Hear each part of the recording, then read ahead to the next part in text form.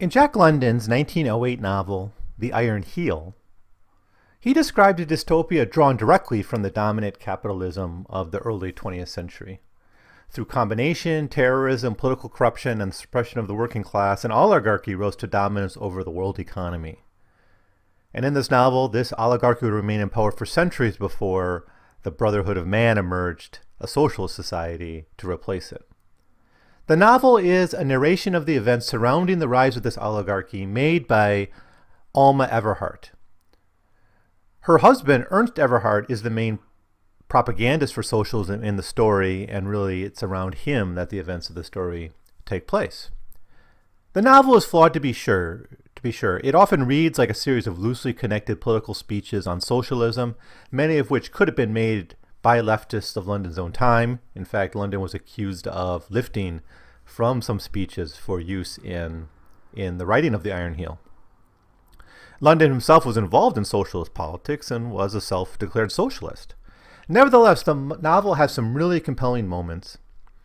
And I think one of the most memorable comes in a chapter called The Machine Breakers. In this chapter, Ernst meets with small businessmen who want to join with the socialists in the struggle against the oligarchy in order to protect their businesses from the monopolists. They describe their plight as such. "We did not know it at the time. Its agents approached us with a club. 'Come in and be fat,' was their proposition, or 'stay out and starve.' Most of us came in. Those that didn't, starved. Oh, it paid us. At first, milk was raised a cent a quart. 1/4 of the cent came to us. 3/4 of it went to the trust. The milk was raised another cent, only we didn't get any of that cent. Our complaints were useless. It broke us. The trust could put milk on the market more cheaply than we. It could sell still at a slight profit when we were selling at actual loss. I dropped $50,000 in that venture. Most of us went bankrupt. The dairymen were wiped out of existence." So, of course, if you're reading that from an early 21st century perspective, you can't help but think about Walmart or any other big realtors, or Amazon.com for that matter, which seem to be threatening many local small businesses into just going out of business. Ernst Everhart, though, gives a very interesting reply to the small businessmen. And he starts by telling them the story of the Luddites of the early 19th century. The Luddites were the machine breakers. These were people who saw technology enter into the factories, and they tried to break the machines in hopes of saving their jobs. And Everhart goes on to accuse these small shopkeepers of doing the same exact thing. He says, "You have not learned their lesson. Here are you, a century and a half later, trying to break machines. By your own confession, the trust machines do the work more efficiently and more cheaply than you can. That is why you can't compete with them. And yet you would break those machines? You are even more stupid than the stupid workmen of England. And while you maunder about restoring competition, the trusts go on destroying you. One and all of you tell the same story, the passing away of competition and the coming in of combination. You, Mr. Owen, destroyed competition here in Berkeley when your branch store drove out 3 small grocers out of business. Your combination was more effective. Yet you feel the pressure of other combinations on you, the trust combinations, and you cry out. It is because you are not a trust. If you were a grocery trust for the whole United States, you would be singing another song, and the song would be, 'Blessed are our trusts.' And yet again, not only is your small combination not a trust, but you are aware yourself of its lack of strength. You are beginning to divine your own end. You feel yourself in your branch store as a pawn in the game. You see the powerful interest rising and growing more powerful day by day." Well, what is to be done? Why is Ernst Everhart, a socialist, praising the efficiency and the prosperity and the progress brought by trusts and combination and monopoly? Well, he comes to the answer a little bit later in his speech.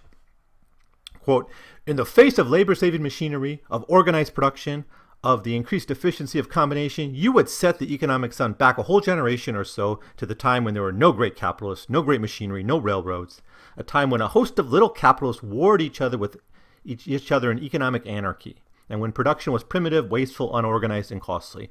Believe me, Joshua's task was easier, and he had Jehovah to help him. But God has forsaken you, small capitalists. The sun of the small capitalist is setting. It will never rise again. Nor is it in your power even to make it stand still. You are perishing, and you are doomed to perish utterly from the face of society." This is the fiat of evolution. It is the word of God. Combination is stronger than competition. Primitive man was the puny creature hiding in the crevices of the rocks. He combined and made war upon his carnivorous enemies. They were competitive beasts. Primitive man was his competitive beast, and because of it, he rose to primacy over all other animals. And man has been achieving greater and greater combination ever since. It is combination versus competition, a 1,000-century-long struggle in whose competition always has worsened. Whoso enlists on the side of competition perishes. End quote. Well, he's still in the job here of praising combination, in a sense, praising monopoly. But he very quickly comes to his final conclusion, which is simply that we, the workers, the society, must control the combination.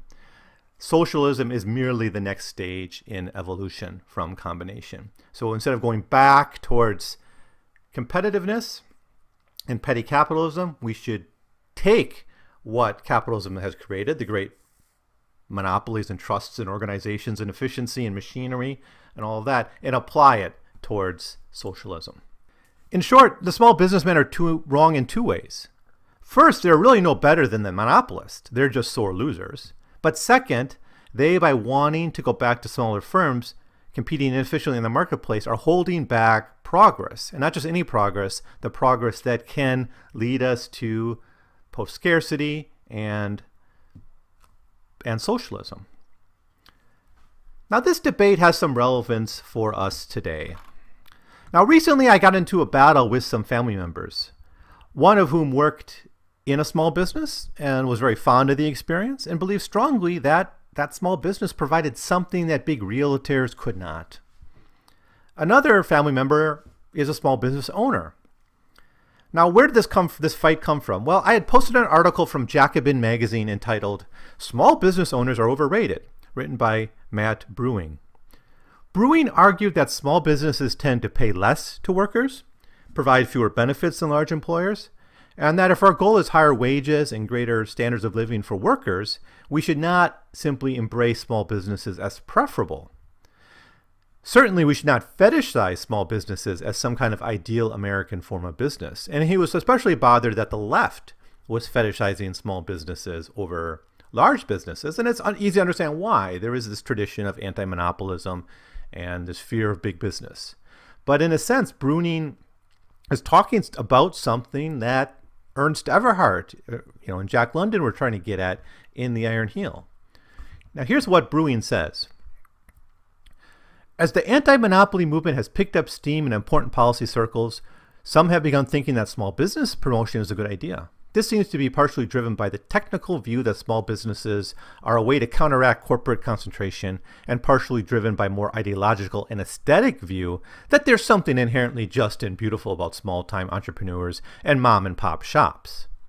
In reality, small business promotion is mostly a bad idea. Small businesses pay lower wages, provide worse benefits, and are often exempt from important worker protections, and are incompatible with the way unionization works in the U.S.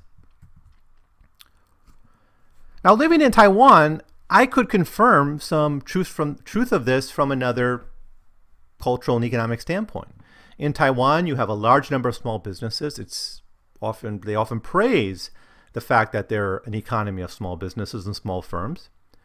But it's also a very low-wage country, and there seems to be a connection to it. Many small businesses don't pay very much in wages, and many young Taiwanese workers prefer to work for the larger companies because of the higher wages, benefits, pension plans, and things like that those larger firms can offer. Now, in the debate I had, my family members did not want to talk about wages and benefits. Instead, they insisted on small businesses in a sense that they provided something special to communities.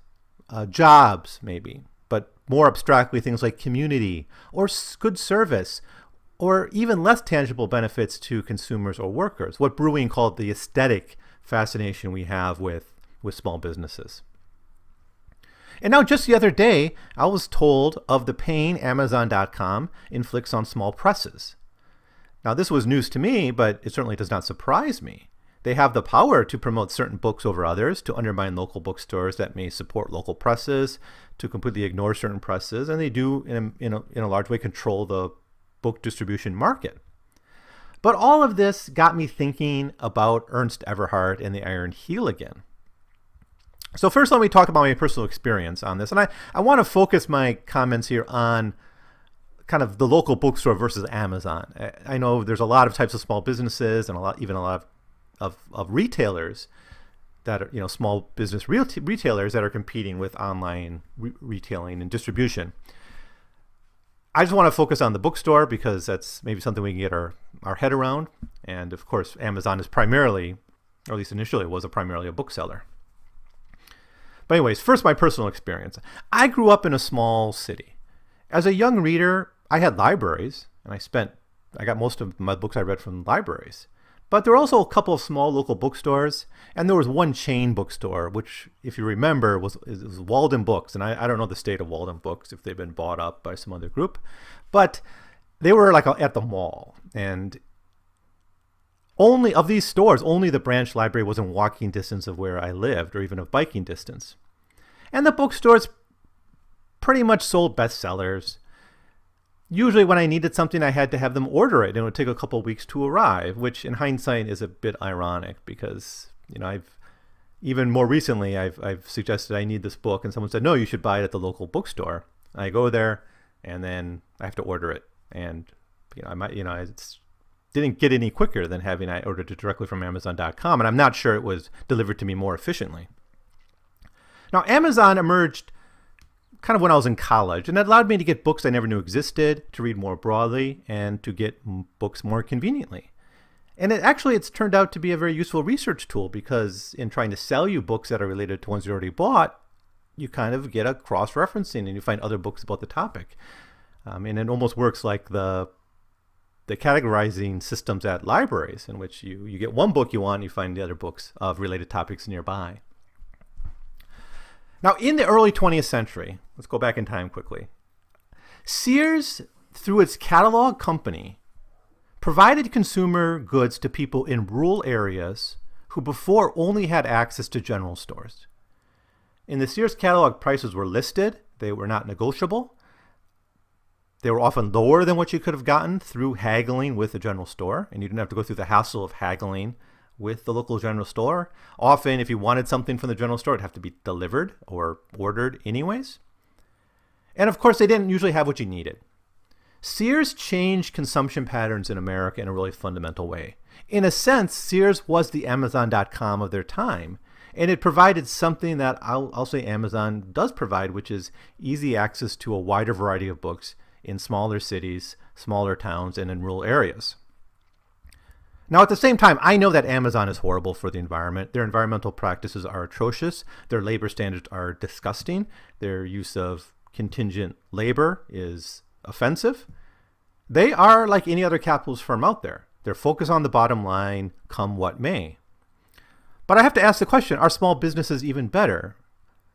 One of the issues with this fetish that we have of kind of pro-small market fetish and anti-big business fetish that we have in the United States is that we're more likely to criticize big businesses even when small businesses engage in the same practices.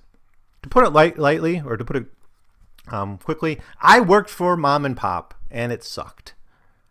I was not treated well. I was paid low wages. Working hours were arbitrary.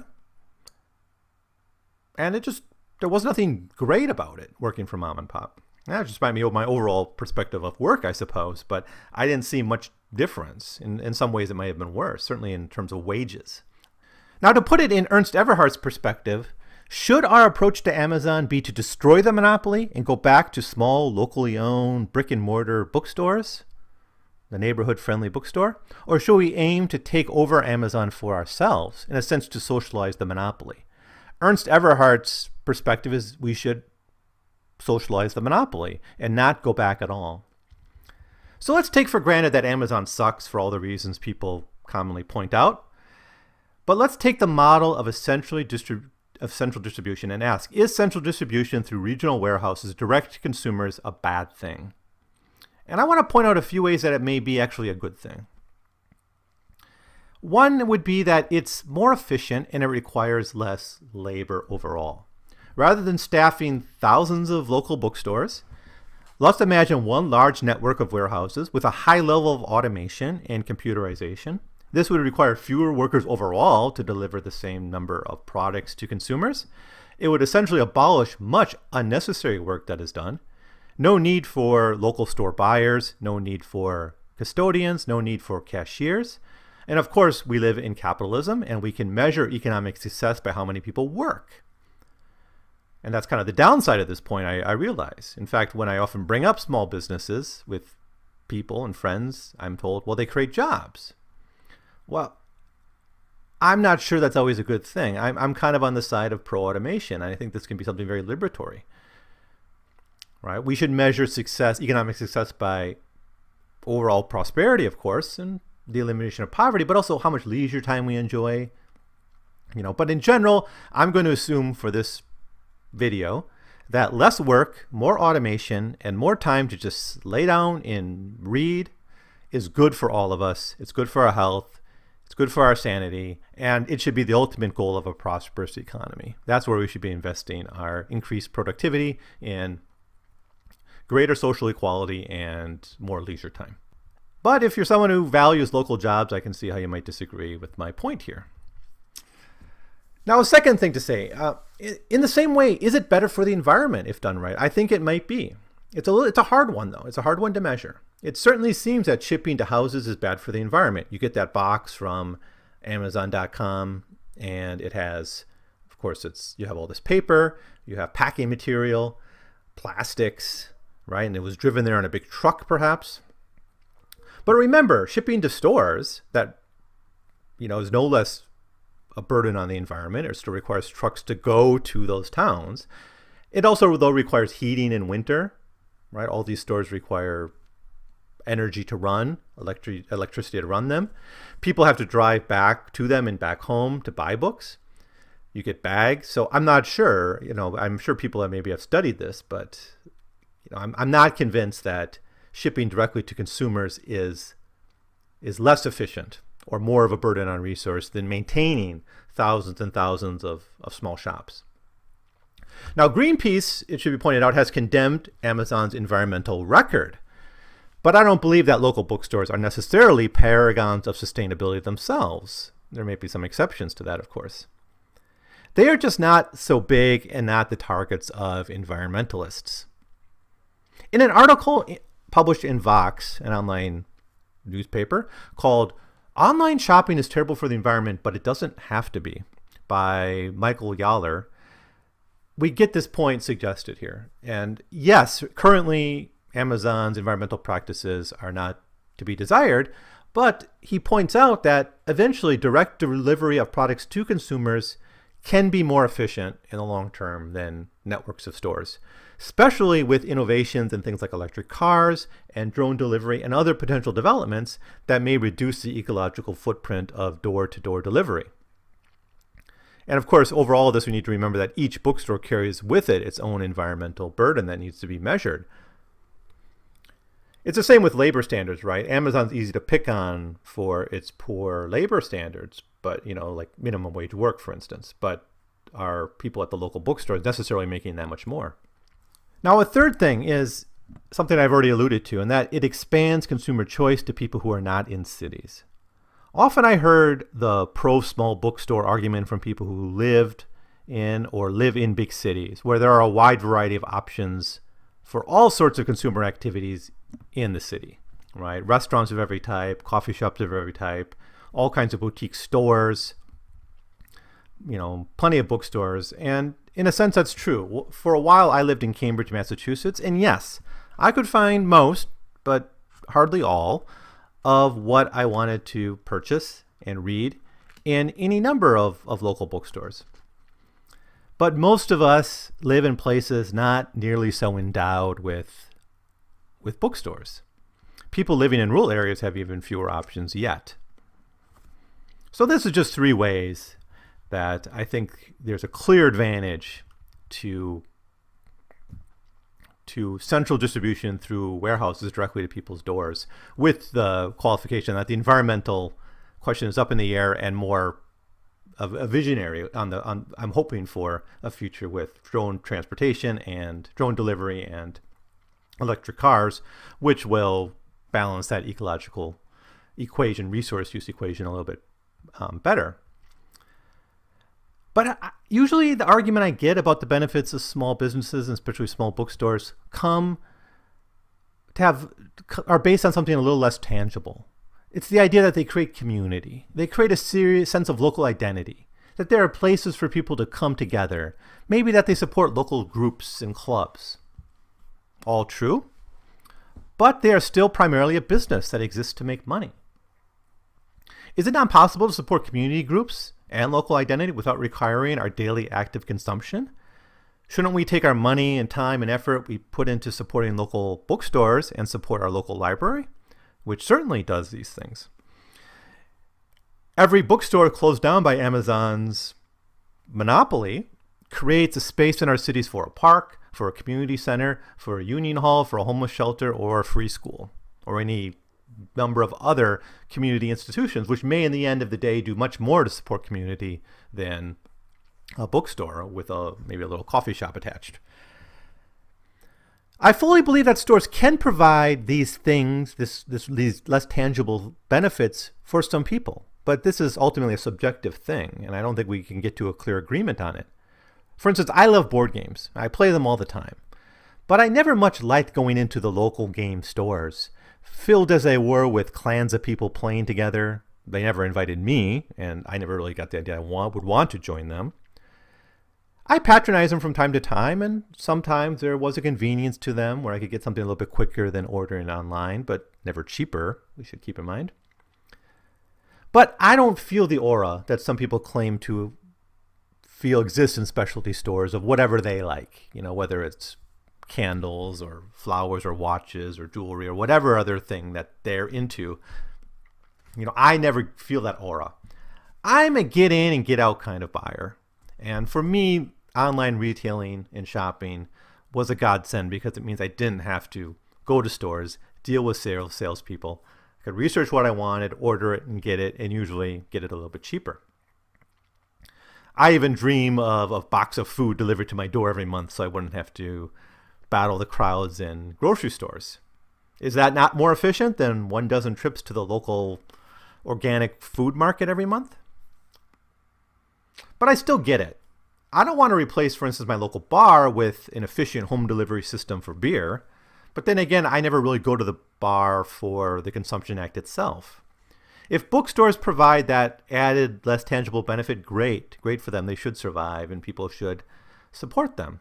But I'll also say that I do think we should rather spend our time and our effort and our money as much as we can supporting our local public libraries, which can do all the things that local bookstores can do, but can do it on a model that's communistic, with missions guided by the values of the community, with oversight by the community, by the local leaders, and with just some kind of community oversight. Libraries can also support local presses as much as local bookstores can, and maybe do it in much better and more creative ways. I've gone to many talks at local libraries, and I know that local bookstores do have talks, and writers go on tours and give talks at bookstores from time to time and do signings. I never attended those. So I think libraries can provide much of what local bookstores can. Now, whatever we may think about the large online retailers versus small community local businesses, I think it is useful to keep Ernst Everhart's warning about the small shopkeepers in mind, and that's the reason for this video. It's not primarily to get into a whole thing about Amazon versus the local bookstore. We're all going to have our own opinions on that, and that's great. But I think this is an issue that we can go back to literature, go back to Jack London in this case, who had something interesting to say about it and to think about it. And that's the point of this video, really. What Jack London tells us through Ernst Everhart is, let's be careful we're not propping up an inefficient and exploitative system out of sentiment for the past. Let us embrace the advantages brought on by technology, by computers, by organization, and hopefully soon a new solar energy system, and use this to benefit as many consumers and as many producers and workers as possible. And of course, ensure that whatever system we use is controlled by the workers and consumers and not by the 1%. So thank you so much for listening. If you have any of your own feelings about this, please leave them below. And I'd appreciate it if you'd share this video or subscribe to my channel, where I'll be providing other commentary on American literature, some book reviews, and other content. So again, thank you for watching.